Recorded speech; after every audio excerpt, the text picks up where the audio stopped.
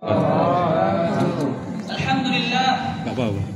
Alhamdulillah alladzi anzala al-Qur'an fi lailatul qadar. Nahmaduhu wa nasta'inuhu wa nastaghfiruh wa na'udzu billahi min shururi anfusina wa sayyiati a'malina. Allahumma shalli wa sallim wa barik ala sayyidina Muhammad. Segala puji hanyalah milik Allah Subhanahu wa taala. Berkat rahmat serta karunia Allah Subhanahu wa taala, pada malam yang berbahagia ini kita bisa melaksanakan perintah Allah Subhanahu wa taala, salat Isya dan tarawih secara berjamaah. Bapak Ibu hadirin jamaah tarawih rahimakumullah, pergi ke masjid salat tarawih, hati tenang, jiwa pun bersih. Siapa yang tak ingin Lailatul Qadar yang penuh berkah, dosa-dosa diampuni, pahala berlimpah. Allah Subhanahu wa taala memberikan kepada umat ini sebuah fadilah yang sangat besar. Allah kurniakan kepada kita suatu malam yang lebih baik daripada 1000 bulan.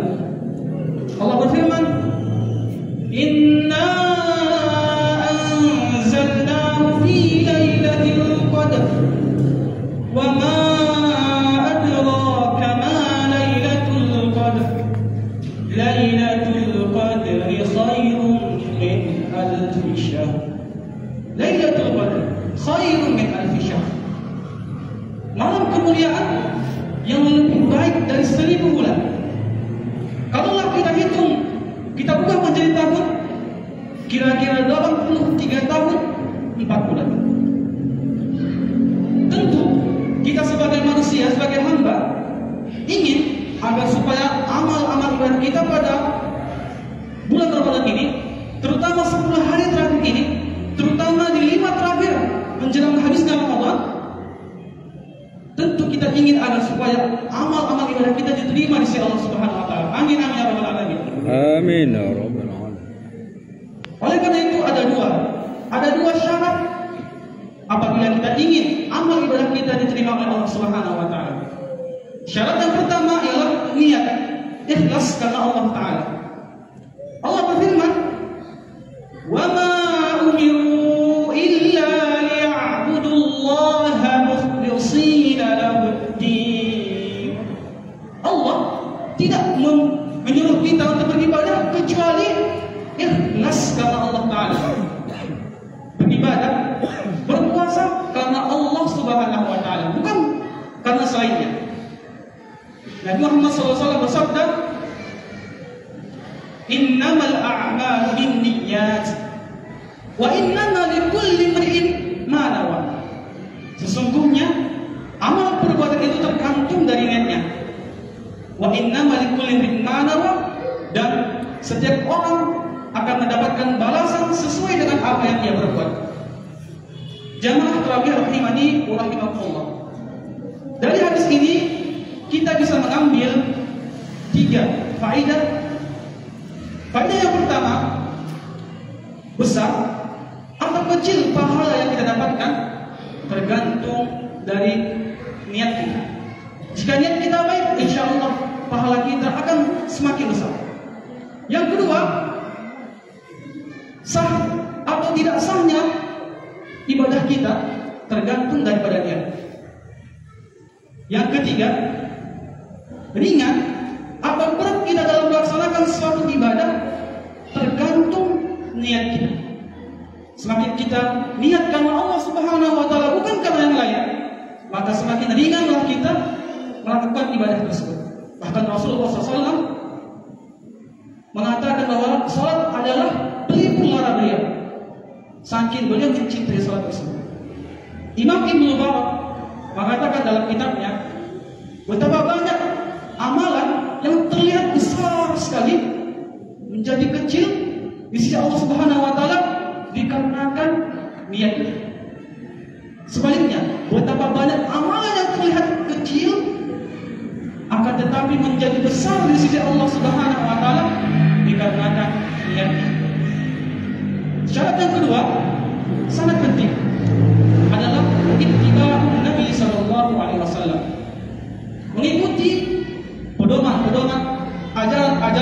sunnah-sunnah Rasulullah Sallallahu Alaihi Wasallam. Bagaimana tidak? Bukankah Nabi Muhammad SAW uswatun hasanah, contoh teladan kita? Allah Subhanahu Wa Taala berfirman, "Qul in kuntum tuhibbuna Allah." Kalau kalian benar-benar cinta pada Allah Subhanahu Wa Taala, fattabi'uni, maka ikutilah Nabi Muhammad Sallallahu Alaihi Wasallam. Yuhibbukumullah, maka Allah akan cinta kepada kalian. Jika memang cinta kita adalah cinta yang sejati, cinta yang tulus kepada Allah Subhanahu Wa Taala, caranya adalah dengan mengikuti sunnah-sunnah Rasulullah. Rasulullah bersabda, "Shallu kama ra'aitumuni usolli." Ya, salatlah kalian sebagaimana kalian lihat aku salat. Begitupun dengan ibadah-ibadah lainnya. Jangan sampai kita menyelisihi pedoman-pedoman ajaran-ajaran beliau. Karena sesungguhnya orang yang paling merugi amalnya, kata Allah, "Qul hal unabbiukum bil akhsarina a'mala." Apakah kalian ingin aku beritahu siapa orang yang paling merugi amalnya? Alladzina dhalla sa'yuhum fil hayatid dunya wa hum yahsabuna annahum yuhsinuna sun'a. Mereka adalah orang-orang yang tidak mengikuti pedoman Nabi Muhammad SAW, ajaran-ajaran beliau.